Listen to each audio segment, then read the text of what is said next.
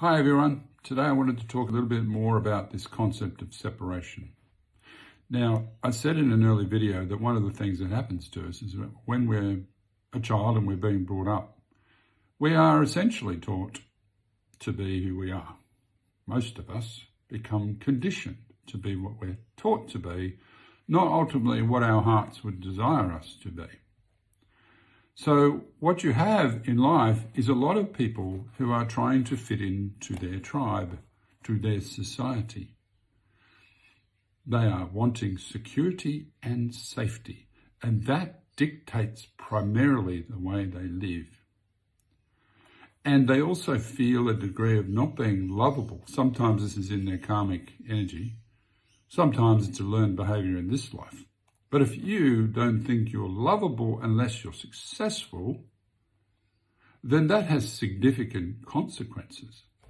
Now, when a child is born and is growing up as a very small infant, one thing it learns is that if it gets offside with its mother or father, it could essentially die.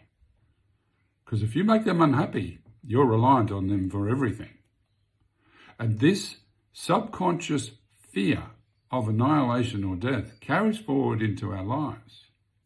And every time we go through a failure, we feel more and more unlovable unless we have the proper guidance to tell us that's not true.